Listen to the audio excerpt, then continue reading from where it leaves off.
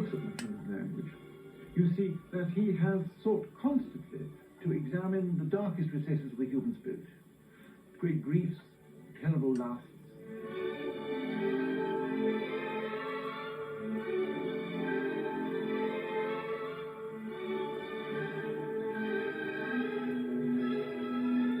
Macmillan created a superb role for David Wark, but some felt its very size and the virtuosity it demanded meant that there was not enough good work for the rest of the company to do. I think that started the gradual decline. Fewer roles and somehow inertia seemed to set in, which was not perhaps entirely Kenneth's fault, but it is likely to be laid at his door.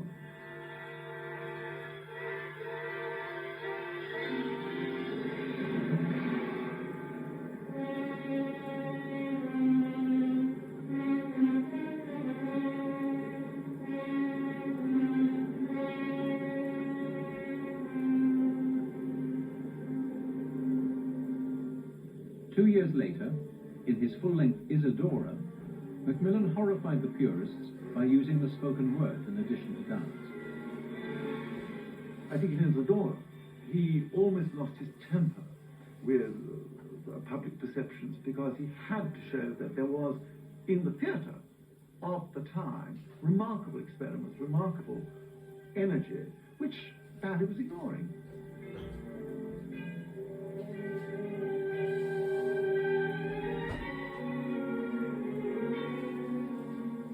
And for many, the subject matter of Isadora was just too grim. The problem, of course, is that people don't always want to be told about appalling grief.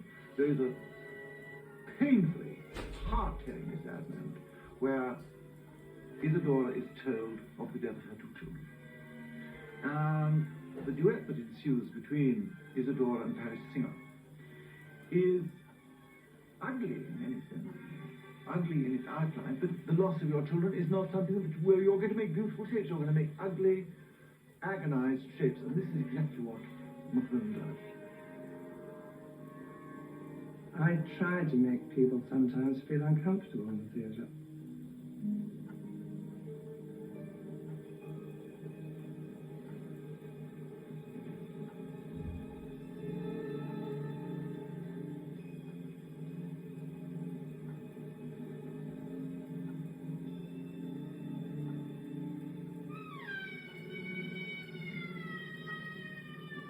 It is these full-length works of Macmillan that divide his critics most spectacularly. At a time when box office considerations were very important, they certainly helped the Covent Garden box office. Whether they helped the Royal Ballet as a creative force, I very much doubt. I think that they did the Royal Ballet desperate harm. I think that is absolutely wrong. If the company had only those sort of ballets as their repertory, one would say that a choreographer was hogging the limelight, but Macmillan never did this. The repertory was extensive during his years as director of the Royal Ballet. I felt that Macmillan, who had started very much in the Ashton tradition, had indeed sold out for a spectacular mess of pottage. I never wanted to see those ballets over and over again. I could see their theatricality, and I could see that they were perhaps to ballet what Andrew Lloyd Webber was perhaps to opera. But to me, while they obviously had popular appeal, or potential popular appeal, they had very little to do with the ongoing history of British ballet. He has, throughout his career, had a very mixed press, hasn't he? Yes, of course. But then I think, again, this is true of most choreographers, a few great exceptions. I remember Massine saying to me, he said, I've never had a good press. He never did. They used to awful, there's even bad press always. It's not absolutely right to go by the press. Marling was to be the last role that Macmillan and Lynn Seymour created together, as she then became director of the company in Munich. For 20 years, Seymour had been Macmillan's muse. It was one of those symbiotic relationships one finds between a choreographer and a dancer. An old Canadian friend of mine said it was being a choreographer's mall. Much more mundane. It's probably rather more true. In 1982, Macmillan cast a young Italian-born dancer, still in the corps de ballet, in the Seymour role of Mary Wetzra. Alessandra Ferri became Macmillan's new muse. There was straight away a very good feeling between us.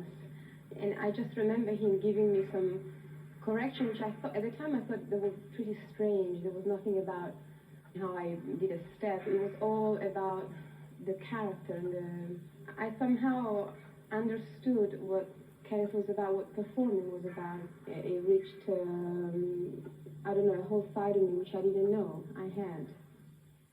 The first ballet he created on Ferry was Valley of Shadows, the story of a rich Italian Jewish family, the Fizzicontinis, contrasting the luxury of their life before fascism with the horror of their final days in a concentration camp. Almost all the scenes, there were very, very different kind of movements that I ever seen. And I mean, obviously he enjoys seeing how far you can push a body, not only technically, but I mean, even, you know, stretching in the position and the lines. And I learned that you really, when you're working with a choreographer, you really have to give everything you can, you know, emotionally and physically. The next year, 1984, Ferry was in the original cast of Different Drummer, Macmillan's version of Wozzeck. But the Macmillan role she had always wanted to dance was Juliet. She achieved that ambition in London, New York, and television.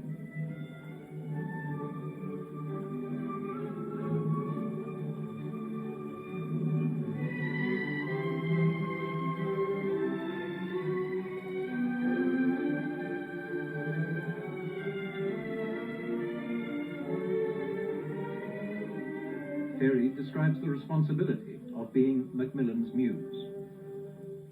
It's something that obviously you don't do on purpose. It's just that he sees in you something that inspires him, and maybe he can relate to your heart, you know.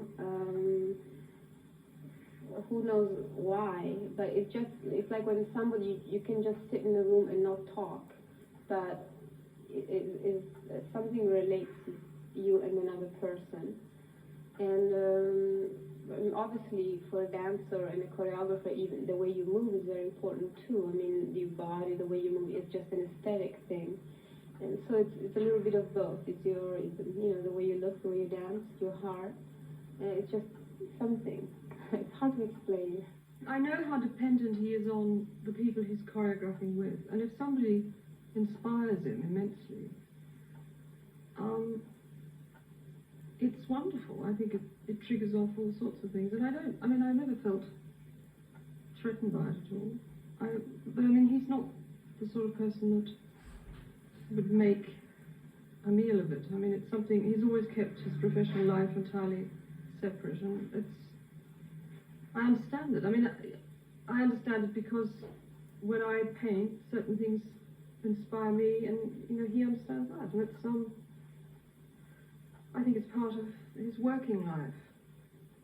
And you know, he certainly becomes obsessed with the idea of working with this person. You know, when you go to do the changement, we already know you're going to do the changement because you've plied before. He's famous for picking people when they're literally in the last row of the corps de ballet and they don't know what they're doing except what they're told. And he sees something in them that I think they're totally unaware of. And it must throw them immensely because he's suddenly starting to demand things of them that perhaps they've never even stopped to think about. And when it works, it's absolute magic. And I think he has a particular knack for doing that. When Macmillan went to New York as Associate Director of American Ballet Theatre in 1984, Ferry went with him and stayed. Now Macmillan, back with the Royal Ballet for Prince of the Pagodas, has again found a new muse. Once more from the Royal Ballet School, 19-year-old Darcy Bussell. Again, I think it's been a triumphant choice. I mean, I think she's a wonderful young dancer and she's going to go places. She's not in the mould of the usual Royal Ballet dancers, A, because she's tall, and always in the past, the leading dancers of the company have been rather petite, small. She has an attack which is very refreshing, unlike English dancers, and it reminds me of American dancers. She has an enormous jump, which is unusual for an English female dancer to have. She has a complete innocence and radiance on the stage, which is wonderful for this particular ballet. She has tremendous self-confidence, or seems to have. She has what I used to hate doing, looking at the audience straight in the eye. She can look at them in the eye and wither them, which I love. In the second act of Pagodas, the Princess Rose is pursued by kings from the four corners of the earth. She dances short pas de deux with them. The sexual violence of the King of the South expressed in a simulated slow-motion action replay, all the more shocking in a classical context.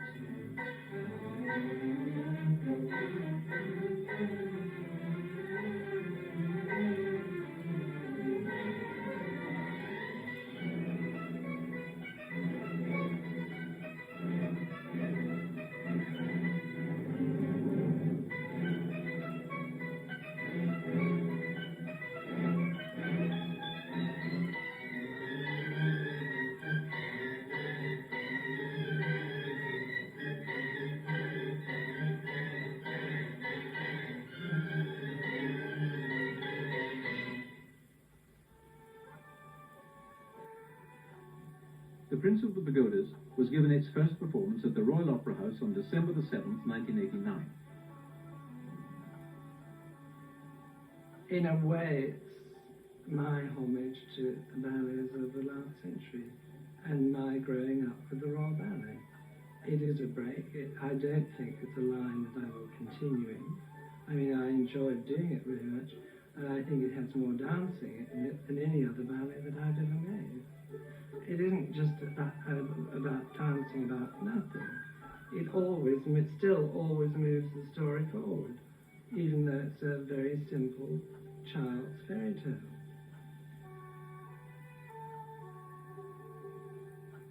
But Kenneth Macmillan's homage to the traditions of classical ballet could not please all the critics.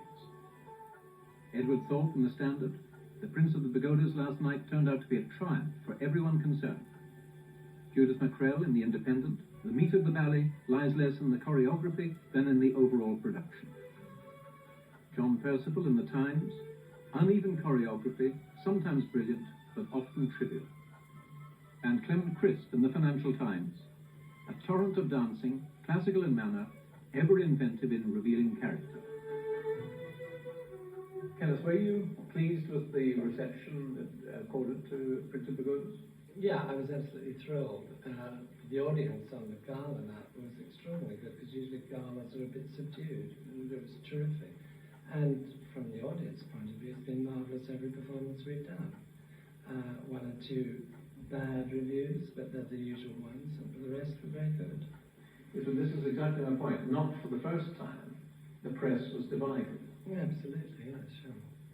Would have there anything that you could have predicted which critics would have been for and which against?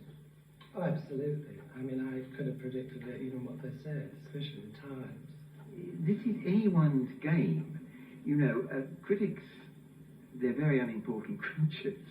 But one of the things we're asked to do is to distinguish between the Mozarts and the Salieri's. It's one of the things we're notoriously bad at. So who can tell?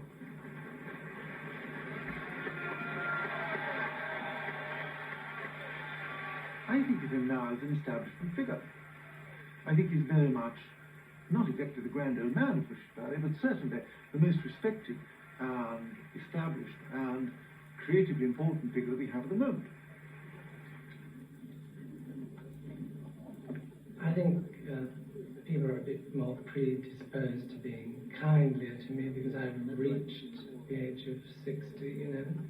I mean, I think if I come up with something, an idea that people think that is outrageous, they will say no again, and I'll have to go somewhere else.